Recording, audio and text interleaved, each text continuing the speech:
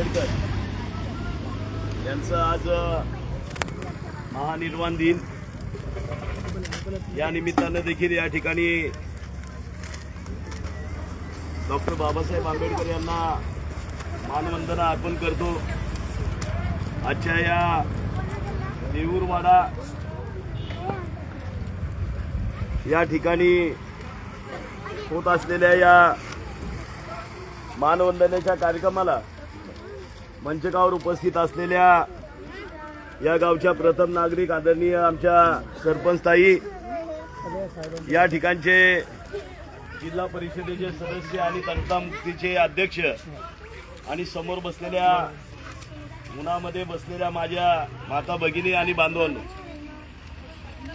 आज आरक्षण क्रांती महापदयात्रेचा आजचा 35वा दिवस आहे। आज आरवी या ठिकाणी या पदयात्रेचा मुक्काम आणि त्यानंतर उद्या 36व्या दिवसाला आम्ही सुरुवात करीत आहोत। गेल्या 2 नोव्हेंबरपासून राजधानी ते उपराजधानी म्हणजे मुंबई ते नागपूर या दिशेने सुरू झालेली ही आरक्षण क्रांती महापदयात्रा अनेक सामाजिक विषय सोबत घेऊन अनेक शोषित, पीडित, वंचित, आरक्षणाच्या लाभापासून वंचित राहिलेल्या घटकांचं प्रश्न घेऊन, गाऱ्हाणं घेऊन ही महापदयात्रा 2025च्या हिवाळी अधिवेशनावर संक्रांतनगरी या ठिकाणी ही महापदयात्रा निघालेली आहे। दुपारच्या 12 वाजता 12 तारखेला 12व्या महिन्यामध्ये यशवंत स्टेडियम या ठिकाणी केवळ महाराष्ट्र राज्य नाही तर कर्नाटक, आंध्र, तेलंगणा, गुजरात, छत्तीसगड या ठिकाणाहून देखील अनेक समाज बांधव आणि भगिनी या संत्रानगरीच्या नागपूरच्या दिशेने निघालेल्या आहेत। विशेष करून मी मध्य प्रदेशच्या मातंग समाजाच्या माझ्या कुळाच्या सर्व समाज बांधवांचे या ठिकाणाहून आभार व्यक्त करेन की त्यांनी 1 तारखेपासून बैतूल शहरातून महापदयात्रेचा प्रारंभ केलेला आहे। येत्या 11 तारखेला नागपूरच्या वारी या ठिकाणी ही महापदयात्रा पोहोचणार असून महाराष्ट्र राज्यातून निघालेली पदयात्रा आणि मध्य प्रदेशची पदयात्रा या वारीमध्ये एकत्रितपणे 12 तारखेला ते यशवंत स्टेडियमच्या दिशेने निघणार आहे। या पदयात्रेच्या माध्यमातून सरकारकडे जे आम्ही मागणं मांडलेलं आहे की या ठिकाणी 26 जानेवारी 1950ला संविधानाने डॉक्टर बाबासाहेब आंबेडकरांच्या कृपेने या ठिकाणी शोषित, पीडित, वंचितांना जे एकत्रित आरक्षण सुरू झालं त्याला 75 वर्ष पूर्ण झाली। 59 जातीला 13% आरक्षण देण्यात आलं। मात्र त्या 59 जातीपैकी अनेक जाती ज्या अजूनही त्या सामाजिक न्यायाच्या प्रतीक्षेमध्ये रांगेमध्ये उभ्या आहेत। अनेक घटकांना या ठिकाणी त्या आरक्षणाचा लाभ मिळालेला नाही। शिक्षणामध्ये, नोकऱ्यामध्ये असलेलं आरक्षण आणि राजकीय असलेलं आरक्षण दुर्दैवाने अनेक जातींपर्यंत ते पोहोचलेलं नाही। ज्या पद्धतीने 1994 साली या महाराष्ट्र राज्यामध्ये भटक्या विमुक्त जातींसाठी एकत्रित असलेल्या आरक्षणाचं अवकडेनुसार वर्गवारी करून अनेक आरक्षणाच्या लाभापासून वंचित असलेल्या जातींना न्याय देण्याचा प्रयत्न झाला, तोच प्रयत्न या ठिकाणी अनुसूचित जातीकरता करण्यात यावा यासाठी अनेक वर्ष झाले या ठिकाणी सातत्याने या ठिकाणचा शोषित, पीडित, वंचित समाज आणि मातंग समाज हा या ठिकाणी लढा देत आहे। मात्र दुर्दैवाने या ठिकाणी आघाडीचं सरकार येऊ, महाविकास आघाडीचं येऊ, युतीचं येऊ किंवा महायुतीचं येऊ, सरकार कुणाचंही येऊ दे, मात्र दुर्दैवाने केंद्र असेल किंवा राज्य असेल इथल्या कुठल्याही सरकारने आजपर्यंत आमच्या मागण्याकडे लक्ष दिलं नाही, आमच्या मागण्या पूर्ण केल्या नाहीत। सरते शेवटी या देशाचे सर्वोच्च न्यायालय जे आहे त्या सर्वोच्च न्यायालयाला 1 ऑगस्ट 2024 रोजी हा ऐतिहासिक आणि क्रांतिकारी निर्णय घेतला आणि एकत्रित असलेल्या आरक्षणामध्ये ज्या ज्या जातीची जेवढी लोकसंख्या असेल त्या जातींना त्या आरक्षणाची वाटणी करा असा ऐतिहासिक निर्णय घेतल्यानंतर आज जवळजवळ या निर्णयाला 15 महिने पूर्ण झालेले आहेत। 15 महिन्यामध्ये महाराष्ट्र राज्यामध्ये 3 वेळा मुदतवाढ दिली। एक अनंत बदर नावाची न्यायमूर्तींची समिती या ठिकाणी स्थापन केली. त्यांना एकदा सोडून दोनदा सोडून तीन वेळा मुदतवाढ देण्यात आली. मात्र महाराष्ट्राच्या बाहेर जर पाहिलं तर पंजाब असेल, हरियाणा असेल, कर्नाटक असेल, आंध्र असेल या राज्यांनी सर्वोच्च न्यायालयाच्या निर्णयाची अंमलबजावणी करून त्या ठिकाणच्या शोषित पीडितांना न्याय द्यायला सुरुवात केली. अगदी काल परवा नव्याने स्थापन झालेलं निर्माण झालेलं राज्य तेलंगणा राज्य, त्या राज्याने देखील त्या ठिकाणच्या शोषित पीडितांसाठी या सर्वोच्च न्यायालयाच्या निर्णयाचा आदर राखत उपवर्गीकरणास मान्यता दिली. त्या ठिकाणी मातंग कुळातील मातंग समाजाच्या आणि इतर शोषित घटकांना त्या ठिकाणी नोकऱ्यामध्ये असेल, शिक्षणामध्ये असेल, त्या ठिकाणी आरक्षण मिळू लागलेलं आहे.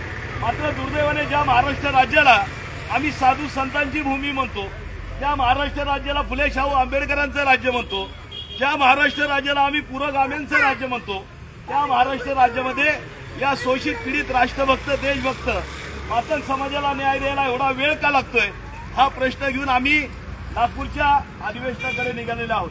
अनेक मागण्या त्यासोबत आहेत. मातंग समाज असेल किंवा इतर शोषित पीडित समाज असेल, त्यांच्यासाठी सरकारने अनेक योजना या ठिकाणी लागू केल्या. मात्र दुर्दैवाने त्याची अंमलबजावणी होत नाही. अण्णाभाऊ साठे विकास महामंडळासाठी शेकडो कोटीचा निधी दिला. निधी देत असताना मात्र त्या ठिकाणी कर्ज देण्यासाठी जी अट या ठिकाणी घालण्यात आली, त्याच्यामध्ये एक सरकारी नोकरदार आणि 7/12 दाखला असला तरच तुम्हाला त्या ठिकाणी कर्ज मिळतं. आजची आमची परिस्थिती अशी आहे की एकतर आमच्याकडे सरकारी नोकरी नाही, त्यामुळे तो जामीनदार आम्हाला नाही, आणि दुर्दैवाने आमच्याकडे जमिनी देखील नसल्यामुळे या ठिकाणी ती योजना जी आहे ती केवळ कागदावर योजना राहिलेली आहे. त्यामुळे ती देखील मागणी आम्ही सरकारकडे करतोय की बाबा रे, आम्हाला जामीन की आमच्याकडे सरकारी नोकरदार नाही, जमीनवाले आमच्याकडे लोक नाहीत, तर जेवढे काय आहेत ते सुद्धा सध्या आम्हाला जामीनदार होत नाही. त्यामुळे ही जामीनकीची अट तुम्ही रद्द करा. इतर महामंडळासाठी तुम्ही जामीनदार ठेवत नाही, मग इथं मातंग समाजाच्यासाठी असलेलं महामंडळ इथं ही अट का, असा प्रश्न घेऊन देखील आम्ही नागपूरच्या दिशेने निघालेलो आहोत. इतर अनेक मागण्या घेऊन जात असताना माझं तमाम समाज बांधवांना आणि भगिनींना नम्र आव्हान असणार आहे की या ठिकाणी ही जी यात्रा सुरू आहे ही कुणाला, एका व्यक्तीला, एका संघटनेला मोठं करणारी ही यात्रा नाही. ही समाजाला मोठं करणारी आणि आपल्या भावी पिढीचं भविष्य घडवणारी ही यात्रा आहे. आपल्यापैकी किती लोकांना ज्ञात आहे मला माहित नाही. मात्र मी सरकारी नोकरी करत असताना या ठिकाणी जे समाजाचे जे प्रश्न पाहिले, ही परिस्थिती पाहिली, 7 वर्ष याच्यावरती मी अभ्यास केला. म्हणजे 1950 पासून जे आरक्षण लागू झालं, त्या आरक्षणाच्या माध्यमातून या ठिकाणी ज्या 59 जाती, त्या 59 जातींना नोकरीमध्ये, शिक्षणामध्ये किती फायदा झाला. त्यानंतर अनेक योजना आहेत. मग त्या केंद्र सरकारच्या योजना असतील, राज्य सरकारच्या योजना असतील, मग त्या योजना आमच्यापर्यंत किती पोहोचल्या याचा अभ्यास केला. इतकं दुर्दैव तुम्हाला सांगतो की या ठिकाणी आरक्षण लागू झालं, मात्र ते आमच्यापर्यंत अद्यापपर्यंत पोहोचलं नाही. अद्यापर्यंत आमच्या मागवण्याचा, माग पुण्याचा अजूनही विकास झाला नाही. देशाला स्वातंत्र्य मिळून 78 वर्ष पूर्ण झाली सरपंच साहेब. मात्र दुर्दैवाने तुम्हाला सांगतो की या महाराष्ट्रातल्या मागवण्यामध्ये, मातंगपुऱ्यामध्ये अद्यापही एकही डायरेक्ट कलेक्टर किंवा कमिशनर अद्यापही निर्माण झाला नाही.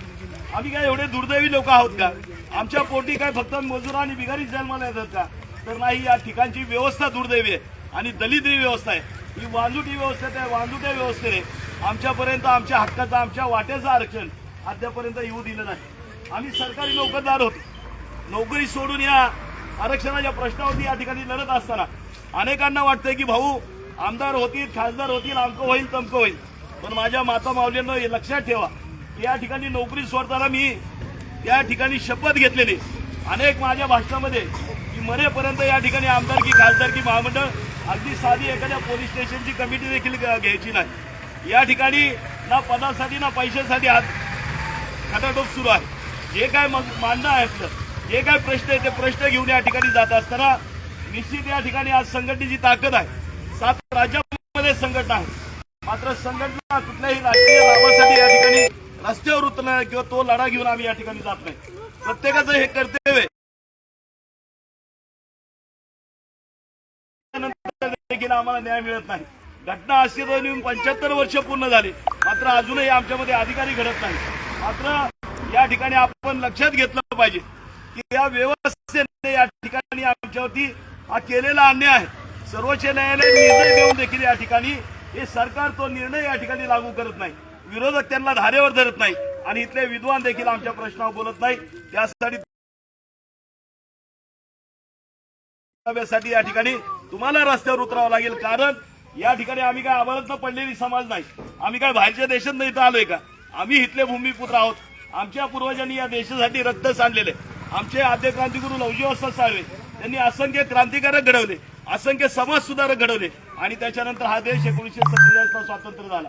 लवजी वस्ताद जर नसते तर हा देश देखील स्वातंत्र्य झाला नसता बांधवनो, कारण त्यांनी 1822 ला जी 25 नोव्हेंबर 1817 ला खडकीच्या मराठ्यांच्या लढाईमध्ये यावेळी आपल्या वडिलांच्या समाधी त्या ठिकाणी बांधली गेली. त्यांना वीरमरण त्या राघोजींना त्या युद्धामध्ये आलं आणि त्याच ठिकाणी लवजी वस्तादांनी शपथ घेतली की जगेन तर स्वराज्यासाठी आणि मरेन तर स्वराज्यासाठी. जोपर्यंत या स्वराज्यातून या मराठी मुलकातून मी ब्रिटिशांना हद्दपार करणार नाही तोपर्यंत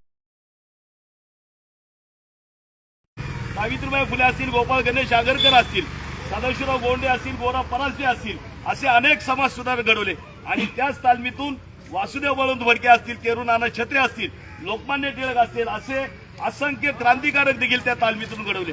आपल्याला देशामध्ये अशी तालीम कुठं बघायला मिळणार नाही.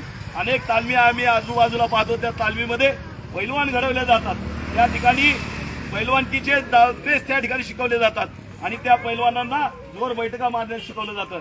मात्र लवजी वस्तादांनी जी 1822 ला तालीम उभी केली त्याच्यातून केवळ राष्ट्रभक्ती, देशभक्ती आणि या ब्रिटिशांच्या विरुद्ध लढण्याचं त्या ठिकाणी तंत्र शिकवलं गेलं आणि त्याच्यानंतर 1947 ला देश स्वतंत्र झाला. अनेक बंड झाली. ज्यावेळी या ठिकाणी ब्रिटिशांनी सत्ता 1818 ला स्थापन केली, अखंड हिंदुस्थानावरती जेव्हा त्यांची सत्ता प्रस्थापित झाली होती, अनेक राजे महाराजे या देशात होते, अनेक शूरवीर सरदार होते. मात्र दुर्दैवाने तुम्हाला सांगतो, त्या ब्रिटिशांच्या विरुद्ध लढण्याचं धाडस कुणी केलं नाही. ते सगळ्यात पहिलं धाडस जर कुणी केलं तर त्या मांगकुळाच्या लवजी वस्ताद साळवेंनी सगळ्यात पहिलं धाडस केलं बांधवलं. हे आपण लक्षात घेतलं पाहिजे. आम्ही इतरांचा इतिहास लक्षात घेतला. या ठिकाणी आमच्या पूर्वजांनी त्याग केलेला 1857 बंड असेल, रंगबापूंच्या नेतृत्वाखाली लढलं गेलं. अनेक आमच्या मांगवीरांना तोफेच्या तोंडी देण्यात आलं, अनेकांना फासावर लटकवण्यात आलं. त्यामध्ये यशवंत्या मांग असेल, लाल्या मांग असेल, बाब्या मांग असेल, असंख्य क्रांतीवीरांना त्या ठिकाणी फासावर लटकवण्यात आलेले.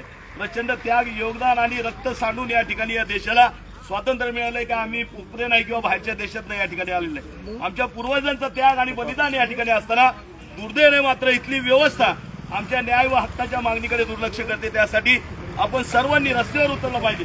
आपल्या भावी पिढीच्या भवितव्यासाठी या ठिकाणी रस्त्यावर उतरलं पाहिजे. आम्ही प्रत्येक जण आमच्या मुलाबाळांसाठी या ठिकाणी काबाड कष्ट करतो, मरमर मेहनत करतो, गुरा ढोरासारख्या या ठिकाणी राबत असताना आमची मुलं अधिकारी होणार आहेत की नाही याचा देखील आपण आमच्या मनाला प्रश्न या ठिकाणी विचारला पाहिजे. आमच्या पोटी जन्म घेणारे काय ऊसतोडच काम करायचं का? त्यांनी वीट भट्टीवरच काम करायचं का? त्यांनी शेतातच मजुरी करायची का? त्यांनी शहरामध्ये जाऊन साफसफाईच करायची का? याचा देखील प्रश्न आपण आपल्या स्वतःला विचारा.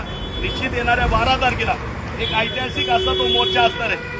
अनेकांनी मागच्या 2023चा मोर्चा पाहिला असेल की आजवरच्या अधिवेशनातला सगळ्यात मोठा मोर्चा हा लवजी शक्ती सेनेचा झाला. आजची परिस्थिती राज्यातली बघितली तर अगदी चांगले मोठे पक्ष त्यांना देखील या ठिकाणी 2-2.5 हजार लोक जमा करायची म्हणलं तर या ठिकाणी 2-4 लाख रुपये घालावे लागतात. मात्र लवजी शक्ती सेनेला 2-4 लाख माणसं जमवायला 1000 रुपये देखील त्यांना खर्च पडत नाही. कारण माझा समाज प्रामाणिक आहे, देशभक्त आहे, भोळा भाता समाज आहे, इमानदार समाज आहे. त्याला प्रामाणिकपणाने या ठिकाणी जर हात दिली तर तो त्या ठिकाणी येतो. अनेक मोर्चे या नागपूरला आपले प्रचंड असे मोर्चे आजपर्यंत गाजलेले मोर्चे आहेत. मात्र हा जो मोर्चा असणार आहे हा यदा कदाचित माझ्या आयुष्यातला देखील शेवटचा मोर्चा असणार आहे. कारण आजची जी पदयात्रा सुरू झाली, सरपंच साहेब जवळजवळ 35वा दिवस आहे आजचा. मुंबईच्या उलट्या दिशेने आजपर्यंत कुणी चालत आलं नाही. रोजचा माझा पायी प्रवास 45, 50, 60, 55 किलोमीटर माझी रोज चालतो. पर डे माझी एवढी या ठिकाणी पदयात्रा सुरू असताना आज अनेक पदयात्री माझ्यासोबत आहेत. त्यांना या ठिकाणी जे पदयात्रा करतात त्या अनेक पदयात्री या ठिकाणी कुणी घरदार सोडून आलेलं आहे, कुणी आपला कामधंदा सोडून आलेले, तुमच्यासारखीच लेकरं बाळ त्यांना सुद्धा आहे. मात्र माझ्याबरोबर गेले 35 दिवस या ठिकाणी मिळेल त्या परिस्थितीमध्ये, असेल त्या परिस्थितीमध्ये माझ्यासोबत दिवस रात्र या ठिकाणी काम करतात.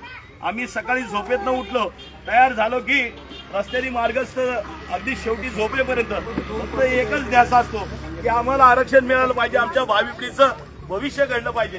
केवळ एवढा एकच ध्यास घेऊन हे सगळे पदयात्री माझ्यासोबत चालत आहेत. तुमच्यासारखंच त्यांचं सगळं आहे. मात्र या ठिकाणी आपल्याला या ठिकाणी दिवसाच्या कडक उन्हामध्ये, रात्रीच्या कडाक्याच्या थंडीमध्ये चालायचं नाही. फक्त तुम्हाला एकच दिवस द्यायचा आहे. नागपूरला येत्या 12 तारखेला एक दिवस समाजासाठी, भावी पिढीच्या भविष्यासाठी असा जयघोष करत आपण नागपूरला या. वर्षभरामध्ये आपण अनेक यात्रा जत्रा करतो, कोंबडं बकरं घेऊन जातो, मात्र परिस्थिती मात्र काही सुधारली नाही.